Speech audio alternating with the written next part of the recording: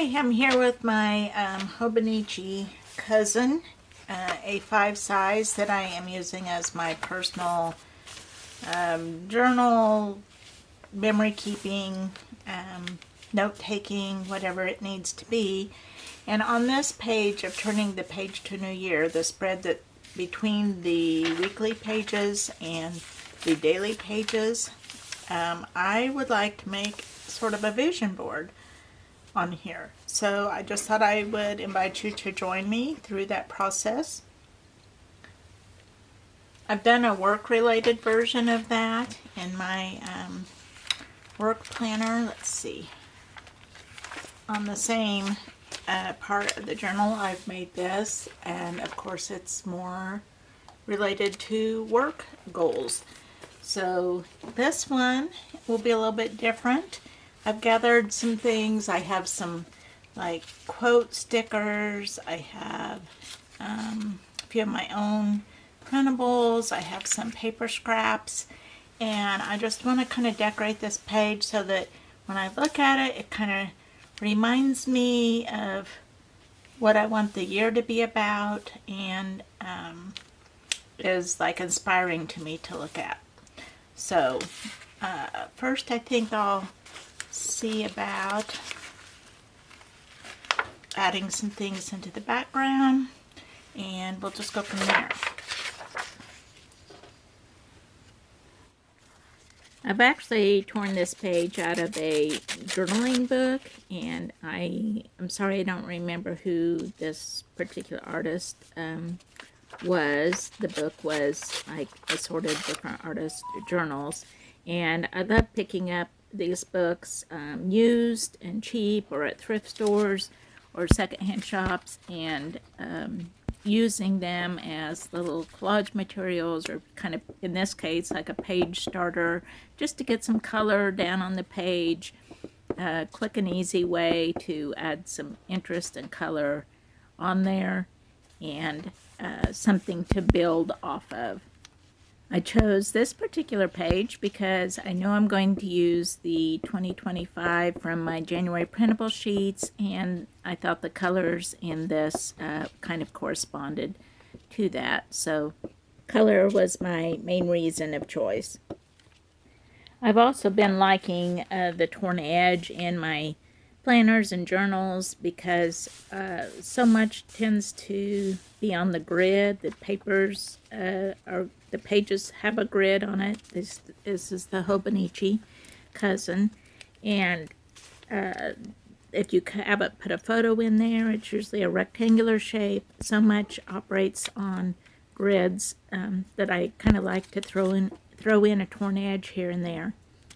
I have several little inspirational quote stickers, plus some quotes from, I did a workshop a while back that I had gotten a book of vision board. It was a journaling workshop, and they made vision boards in that, so I have a bunch of leftover photos and like quotes, words, mantras from that, and so I've selected some of those to be in the running. I always pick a few more than what will actually fit on there, just so I have room to make choices as I lay this out. But knowing not everything will make its way in there.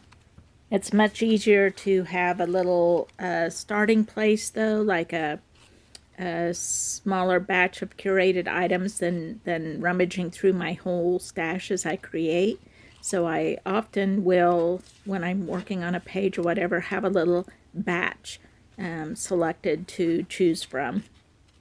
If not, then I tend to just work with whatever's laying on my desk from my last project. I'm trying to kind of hit some balance between images and words. I don't want it to just be all words. I want there to be some images in there too. So I'm trying to find like a good balance between the two. You could easily use like your own photos in this too, instead of these kind of stock images. But what I'm after here is just things that represent things that I have a vision for 2025. So I'm kind of roughly laying things out. When I'm sure of their placement, I'll stick them down. Some of them are stickers, and some of them I'm using a glue stick to stick down. I'm kind of trimming them up to fit the space. So sometimes I'm like actually cropping down the photo or the image to fit the space that I want it to be in.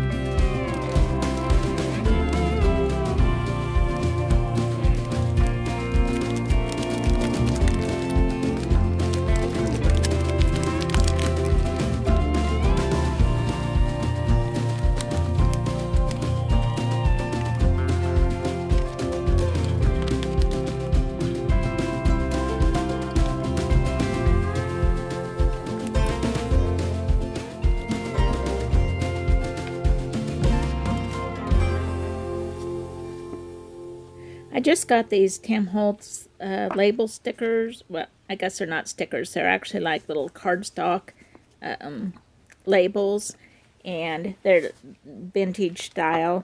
But I love using labels. I love how they look. I love the practicality of it. And so I intend to use some of those on there. They are a little bit heavier paper, so if you're worried about weight, you can actually peel them apart to make them a little thinner. I'm not so worried on this page, since I don't intend to load up every page through the year. I'm not too worried if this one page is a little heavier. To me, it kind of divides where I start in. It's between the daily pages and the monthly or the weekly pages. So it's kind of a dividing point anyway. But if that is a concern, just peel the layers apart. The rest of these things are kind of like magazine weight paper, or some of them I've printed on my Mako printer paper, like this little book is from one of my January printable sheets.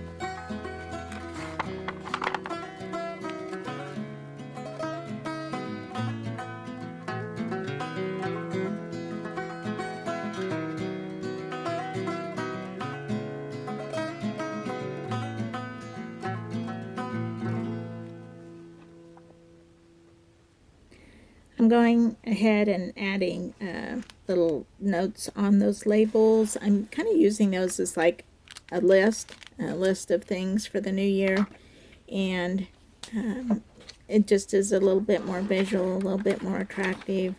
And I then use my Tombow pen to write in some words that mean something to me for the coming year. The words that I've chosen are create and restore and community. I'm leaving a little bit of space to do a little bit of writing in there to kind of cover, like this is mostly visual, and I could just leave it entirely just visual images and words.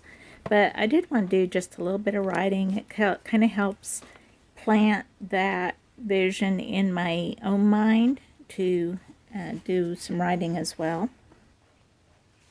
I'm choosing colors that will just help tie the whole thing together. So I kind of have these soft lavenders, this kind of deep red or burgundy color theme throughout the page, and so I'm just reinforcing that with my lettering.